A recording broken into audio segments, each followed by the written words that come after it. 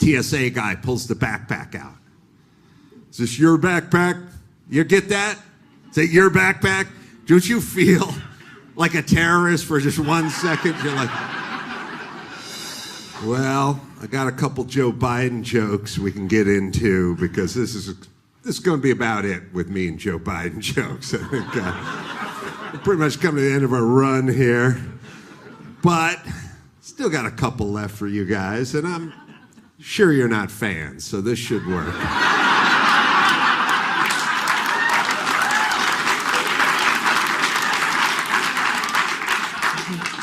I've never talked to my son about his business ever. Well, that makes you a bad dad.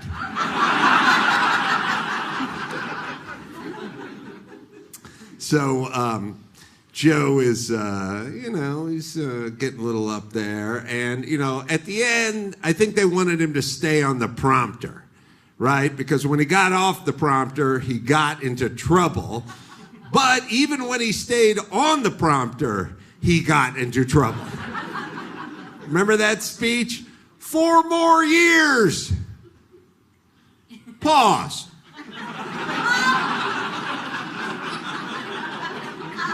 That's not Joe's fault. Someone put the word pause on the prompter.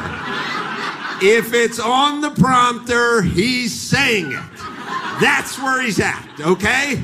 He's in the full Ron Burgundy stages of life.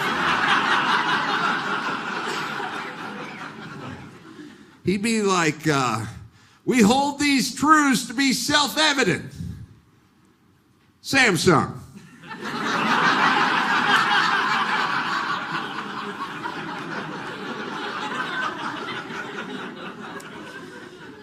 They got into trouble because he stayed on too long and it didn't give Kamala enough time to prepare to run for the presidency. And people are angry at Joe for not dropping out earlier. I had a surefire way to get him to drop out early and never go for his second term, but nobody would listen to me. All I needed to do is get 3 or 4 people from his inner circle together. And I'd go, you don't want this doddering old fool running for a second term, do you? And they'd go, no, but he's not going to listen to us. He's doing it anyway. Just listen to me. Get on the same page. This is going to work. When he says, I'm running for a second term, you say, but this is your second term.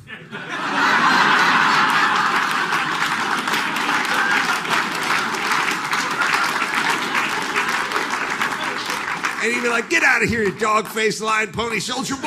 And you go, sir, this is your second term. And you go, no, it's not. And he goes, sir, with all due respect, do you think you could have screwed the country up this badly in 3 years? Come on. That's a 7-year project right there. Come on.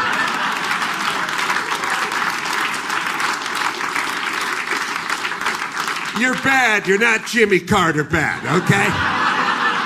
Get over yourself.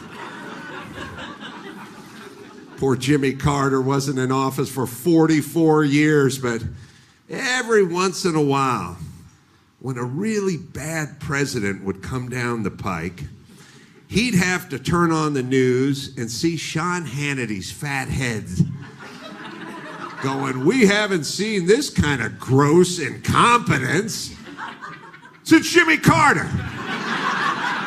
Jimmy Carter's sitting home going, I build houses for black people. Leave me out of this.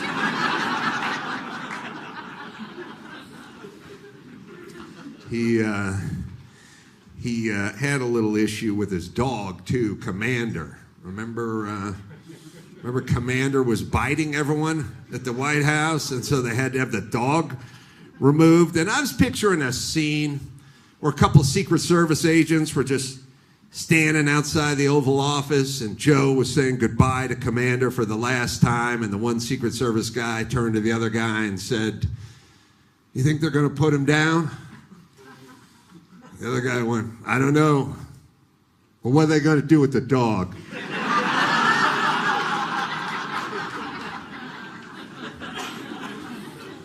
You guys remember about 20 years ago when George W. Bush was given that presser in Iraq and that guy threw the shoes at him from the back of the room?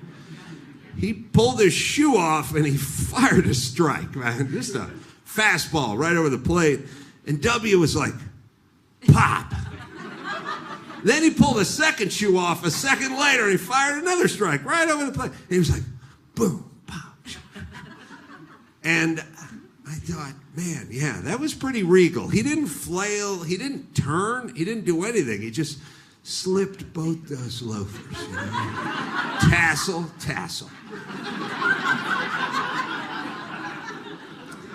And I thought, I miss those days. Because you throw a shoe at Joe Biden, you will kill the man.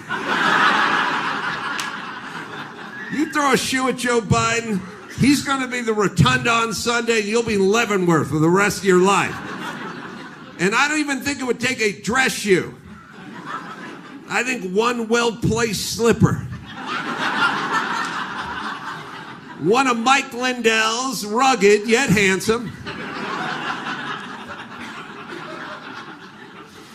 But I was watching that tape of the guy throwing the shoe, and he was in the back of an auditorium. He was like 50 feet away, pulled one shoe off, fired it, and then he pulled the next one off on the run and fired another strike right over the plate.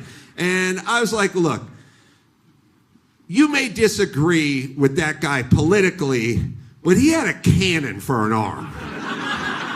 Give him his due, man. That guy played ball, right? And I was like, that guy played ball in high school. I used to play baseball. I was like, okay, that guy played Little League, Pony League, probably some high school ball, because you don't pick that throwing motion up in your 40s. That's from when you're a little tyke, you know? I was like, yeah, he definitely grew up playing ball. And I was like, whoa, wait a second. It's Iraq. It's the Middle East. They don't play baseball there. They play soccer. They kick the ball. They don't throw the ball. And I was like, where did that guy get that magnificent throwing motion? Oh, he's been stoning women since he was 6.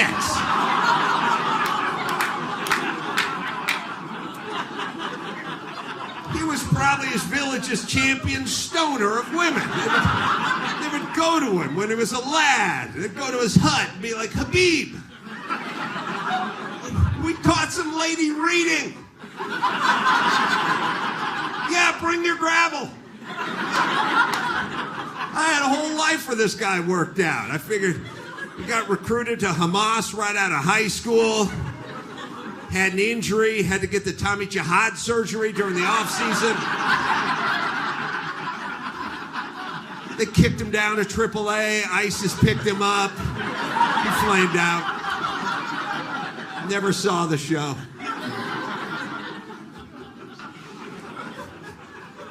Trump is sailing along. I think he got elected in large part because of the whole lawfare thing, right? Remember, it kept hauling him into court, get his mugshot taken, come out, get more popular, right? Each time they tried to throw a charge on him, he'd come out and get more popular, right? And I'm watching CNN, and they're sitting there and they're going, I think we're turning him into a martyr. I think he's getting more popular every time we try to take him down. And it's, by the way, it's the first time I ever agreed with CNN. I was like, yeah, that's what's going on. You're turning the guy into a martyr, but not a traditional martyr. Traditionally, when you think about martyr, you think about Jesus Christ or Gandhi, skinny guys in sandals.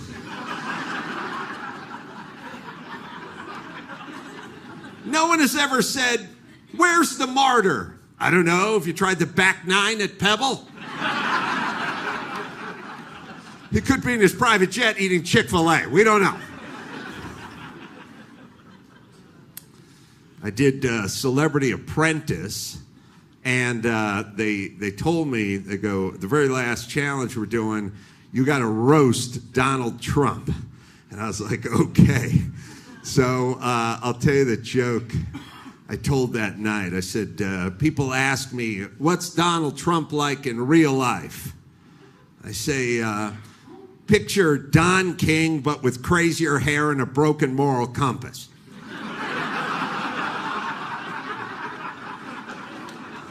And the hair, you got to see the hair in real life. You guys see it on TV, you see pictures, but you got to see it in real life. In real life, it's alive. It has lungs, it undulates, it breathes. You ever see footage of an underwater kelp bed? Clownfish darting in and out?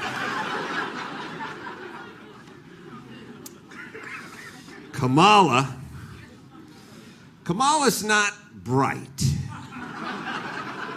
And I didn't know if she was bright or not, but I did see her doing a presser. Remember she did this one, it was about 2 or 3 years ago. She went to an electric car charging facility and she was demonstrating it and she was like, what do we do? And the guy's like, we just take it and you just plug it in and the car charges. And she was like, oh, okay. And then she plugged it in, and she just stood there holding it. Like Grandpa was topping off the Oldsmobile at the Phillips 66 back in the day. You know, she just stood there, and the poor guy was like going, yeah, we can see over here. And she goes, well, no, I can't, because I can't. After 5 minutes, the guy literally said, you can let it go. I pray she never gets an electric car. She's going to be in the garage all night. And her husband's going to be like, Kamala, come up for dinner. And she's like, I got 13 more hours here. Trump's getting all the ICE guys to go out and raid everywhere now, you know? And yeah, good for him. Good. Let's get the criminals, the illegal criminals off the street. But they keep saying it's dangerous because a lot of the wokesters in Washington and the FBI and CIA and everything, they're tipping off these people. And now apparently it's dangerous because they go in to raid one of these places and the people already know they're coming and someone's going to get hurt. I came up with a way to get all the dangerous criminal illegals to come to us. We would not have to raid the apartment building. They would just show up all in the same place. Just pick a day. Every major city with a basketball arena would just put a sign out front that said, free cockfights for Raiders fans only. You just arrest everyone who walks into that building. Yeah, we'll grab a couple of deadbeat dads along the way, so be it. You guys, you have the biker attorney out here? The attorney that specializes in the motorcycle cases, the accidents? Yeah, we got one in LA. Now our guy, I don't know if your guy does this on his billboards or his commercials, but our guy dresses up like a biker. And he does those commercials, got the Harley in the back, he's got the leathers and the leather vest, and he's like, I fight for you because I ride. I ride too, I'm one of you, and I protect you. And I was like, I hate this guy. Because I don't think he rides. But also, on the off chance this case ever finds its way inside of a courtroom, I don't want to be represented by the Seventh Village person. So I start getting angry, you know, and I'm like, screw this guy. I don't like this guy. He's a poser. And then I catch myself and I go, just relax. So what? Maybe he rides. These are his clients. These are the people he represents. Leave the guy alone. And I thought to myself, okay, but are there any other attorneys who dress in the outfit of the clients they represent? You ever see a commercial where the guy's like, hi, I'm attorney Harold Jacobson, defense attorney from Washington, D.C. You're probably wondering why I'm wearing this fur helmet with Viking horns on it. Where I'm from, in L.A., we got all the electronic freeway signs. You guys get out to L.A.? We have millions and millions of dollars of these elaborate electronic freeway signs. You guys have them out here? I was telling you something. It's a lot of information because a lot of millions of people traveling under those signs, especially in LA. But our signs never say anything but click it or ticket. That's all they got. It's been a decade of click it or ticket. By the way, they could sell those signs to Dr. Pepper and we could solve the debt problem. Instead of telling you what to do because your car has been telling you to do the same thing for the last 45 minutes, right? You try to back down your driveway without putting your seatbelt on and your dashboard has an epileptic seizure, right? There's no way you're making it on the freeway and be like, oh, yeah, this big chime and the light strobing in my face. Yeah, okay, now, thanks for the heads up.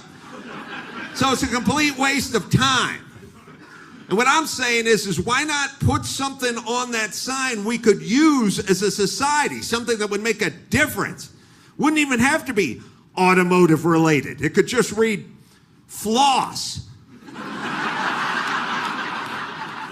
Gingivitis is a real problem in LA.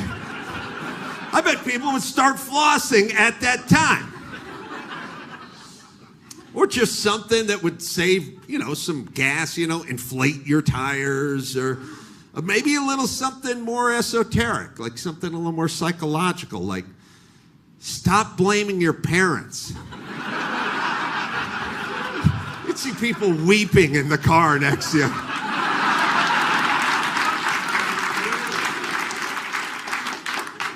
I was pulling off the freeway.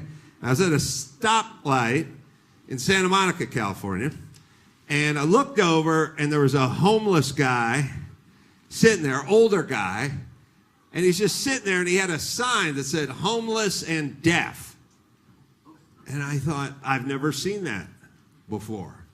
And I kind of looked at him, and I started to think, like, okay, normally it's like, I'm not going to give you money so you can go buy drugs, but this guy's deaf, and maybe he has a real situation, and maybe I should be, a little more magnanimous. So I kind of looked at the guy, and he looked at me, and I went, yeah, okay. And he came over, and I rolled the window down, and I started fishing around my ashtray, get a few bucks out for the guy, and I thought, let me just check something real quick.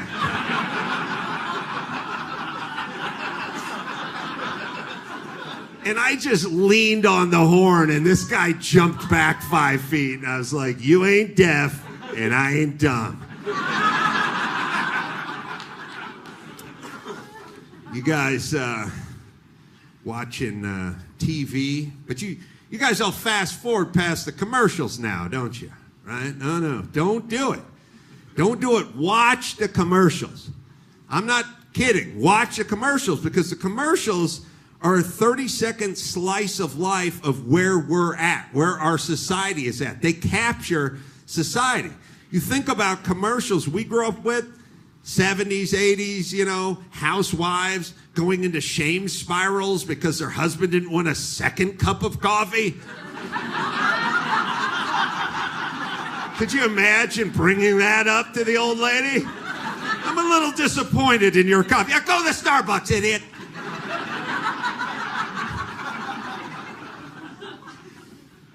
But it is indicative of where we are when we're at it, because commercials can't jar people. They have to go, oh, yeah, that's about right.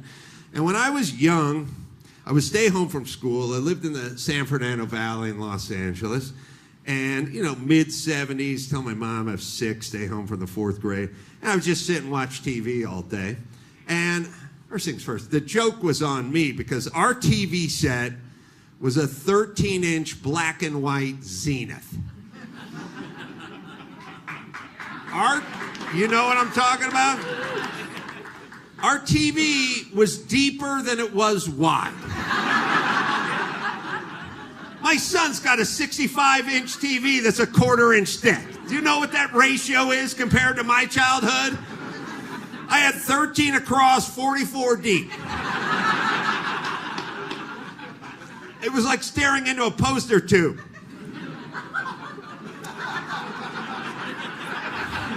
It's a rolling, delayed laugh. I like that. So I'd sit there and I would watch daytime TV commercials in the 70s, and every commercial that came on was for a trucking school. It was the Wally Thorpe School of Trucking. It was the Dootson School of Trucking. It was all about learning to drive a big rig. And every commercial was like, make good money, get your license, drive a big rig, see the open road, make your family proud, bring that money home, support your family, and live with dignity. And I was like, yeah. And then I thought to myself the other day, I was like, why was every commercial I watched as a kid for a truck driving school? And then I realized, if it was Tuesday and it was noon and you were at home, you needed a job. But I was like, I don't see these commercials anymore. Every commercial I see now during daytime TV is for a class action lawsuit, right? Attorneys representing, did you work in the shipbuilding industry? Do you got mesothelioma? Did you work at Camp Lejeune? Don't get off the sofa. Don't put down the Funyuns. Don't learn how to drive a truck. Don't get a job.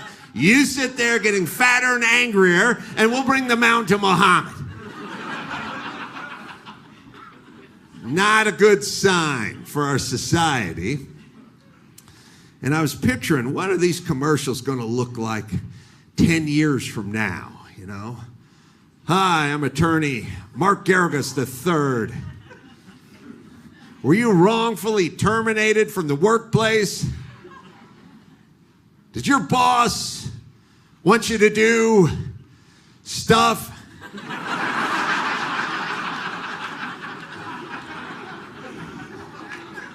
Did he expect you to come in Mondays, noonish, and do stuff? I'll sue his butt.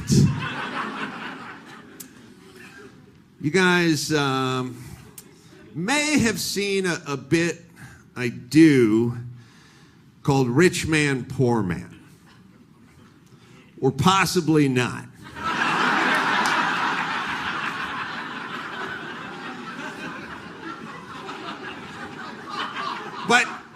But good news, I'm gonna set it up.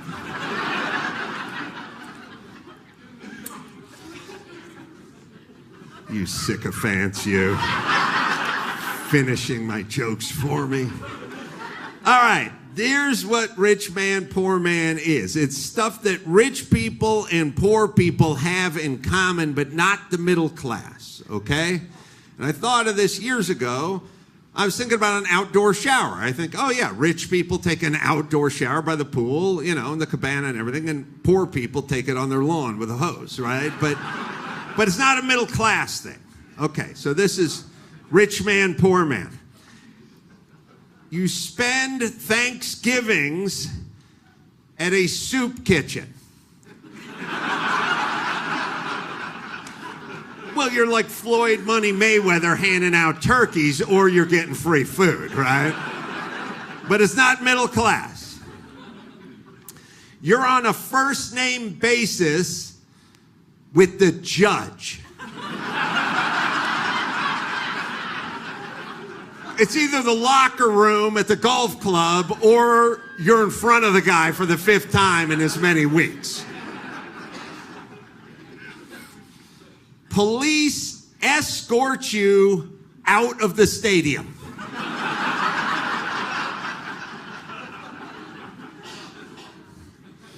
All right, now, some of these are more difficult than others.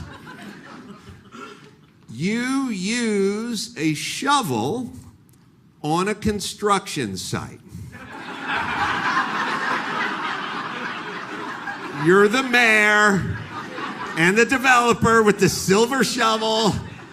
Quick photo op, then hand it to a Mexican.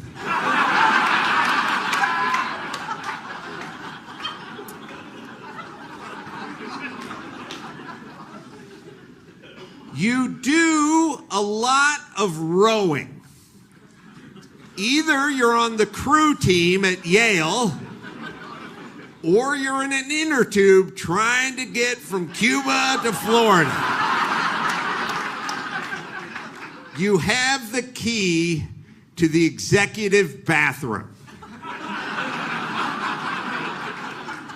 Well, either you're an executive or you're cleaning up skid marks for a living. You have a refrigerator in your yard. It's either at the outdoor kitchen or it's in the front yard, getting rusty.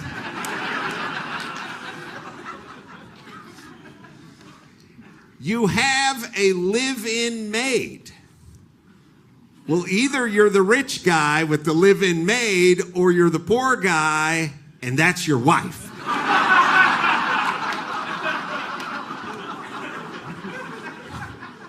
You advertise condominiums. You're either the developer who built the condominiums or you're the dude with the cardboard sign. Standing on the corner, sweating through his jeans. Rich man, poor man. When people ask, where is he? Other people say, I think he's in his trailer. You're either George Clooney on set, or you live in a trailer. You've built your home using reclaimed materials.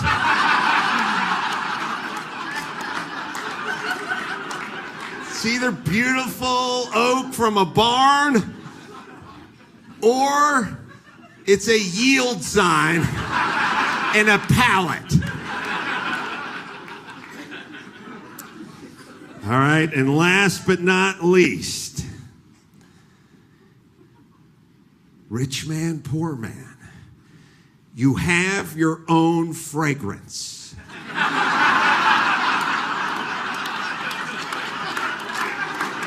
You're either Johnny Depp or it's Tipperillos and B.O. Got people here who like to drink a little bit? No.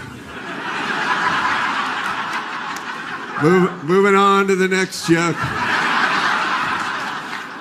Well, that was my closer, so hey, you guys have been awesome. You guys know anybody who likes to drink a little bit? Now we're talking. I know, this guy's on his third knee high, and the room's starting to spin. Well, I like to drink a little bit, and I was traveling during COVID, and during COVID, remember everyone was getting out of control on the flights? They were fighting on the flights because everyone was angry, and they were yelling at everyone to put the mask on and everything. It was a horrible time for commercial air travel, but it varied a lot. Like, it depended where your flight crew was from. Like, if you got a flight crew who was based in Houston, no problemo. You get some 6-year-old chick and she just go, sit there, wear the mask, don't wear the mask. I'm gonna sit in this jumper seat and smoke. We're probably not gonna make it.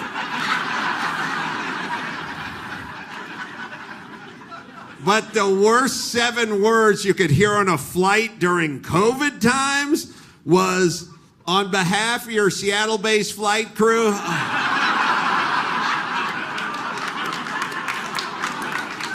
oh, this 26-year-old with the nose stud and the Fauci candle is going to be on me this entire flight. Entire flight. So they were like, people are getting rowdy on the plane, and we may take the booze off the plane. And I'm like, okay, hold on. You can't take my medicine off these flights. I'm not flying during COVID without a pop, you know? So somebody said to me, why don't you just fill up a flask? And I thought, now you're talking. Now, if you are going to fill a flask for an early morning flight, I'm here to tell you, do it the night before. You do not want to see what I saw looking back at me at 5:15 in the morning. Picture me in my underpants, standing over my bathroom sink with a bottle of wild turkey and a mini funnel, trying to fill this thing up, and at some point I look up and I go, you're all Central Valley first team. What happened? Yuck. Do it the night before. So, get to LAX, got an 8 a.m. flight out. So we're going through security at 7 a.m. LAX Friday. Go through there, get through the end. TSA guy pulls the backpack out. Is this your backpack? You get that? Is that your backpack? Don't you feel like a terrorist for just 1 second? You're like, I'm like, if I do a shoulder roll and dive through that plate glass window, I could start a new life in Mexico. I go, yeah, that's my backpack. Because I gotta go through here. Anything sharp in here? I go, just cat food can lids from the 70s.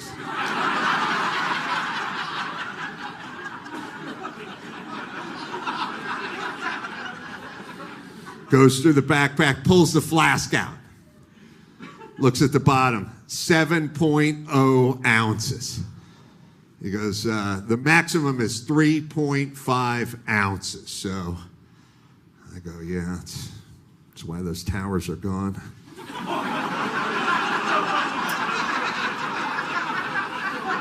Somebody had an extra shot of wild turkey on that.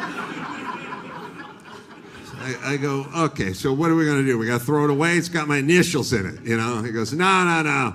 We don't have to throw it away. You got to dump half of it out. All right.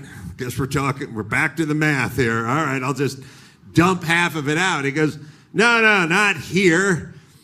You got to go back out through security. Go back out through security, dump half of it out, then come back through security again. And I'm such an alcoholic, I'm like, all right, I'm doing it. So I tell the guy I'm traveling with, just take my backpack and take my suit, take everything I got. I got my boarding pass, I got my flask, I'm going back out. So I go back out into General Pop, and I get to the trash can he was pointing at, and I'm like, oh, what's half? What's 3.5? And I look, and I'm like, oh, this guy's distracted over there patting down an elderly amputee. He's not looking for me. I'm like, all right, well, I'm not flying this airplane,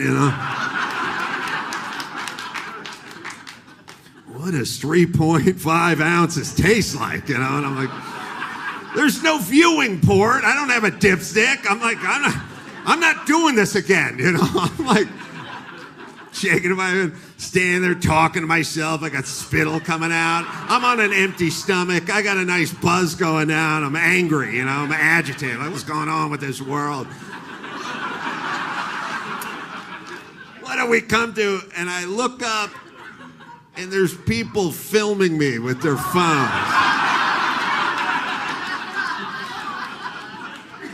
And they're on the phone, and they're like, Carolla's drinking by a trash can at the airport. Yeah, it's 7:10 in the morning. And where's he going? He doesn't have luggage. He's just drinking by a trash can. Kimmel's hosting the Oscars for a 4th time. Carolla's drinking by a trash can at the airport. So I get back in line. I go back into security, and now I'm just standing there smelling like booze, agitated, broken. I'm a broken man, I got the women behind me with the Lululemons and the yoga mats who think they're better than all of us. Give him room. Give him a room. He's got no luggage, just a flask. You want to get on the terrorist watch list, travel alone with a flask. You'll bump off one-way ticket to Beirut, guy. So I'm standing there, I get in line. I just put the flask in the basket, right? Now, the guy who knows the story is on the other side. That guy's over there. People over here just see a C-list comedian traveling alone with a flask. You know, I'm like, you get socks and a toothbrush anywhere. Makes the loneliest pilgrimage ever. Just the flask and the dog bowl, you know. Just at some point, it makes it into the doghouse. You know, I'm like, okay. Then it stops and the guy backs it up, you know. Oh, did anyone in this airport miss the saddest tableau of all? The new face of alcoholism. And I have women, like, standing behind me, like, making room. Like, you got the rest? No luggage, just a flask. So it goes all the way through. We get to the other side. There's a TSA guy standing there, and he just, like, looks down. And he looks at me, and he's like, you got more luggage? I'm like, just a flask. He's like, have a safe flight. I go, you don't want to weigh it. You want to weigh it? No, I'm good.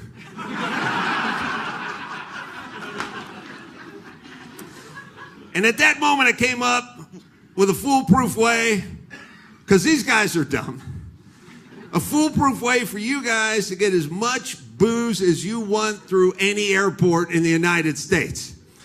You could get a 55-gallon drum full of Jägermeister through an airport if you just stamp 3.5 ounces on the lid.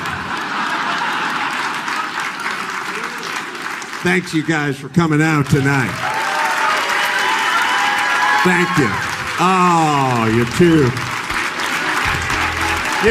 kind. Too kind.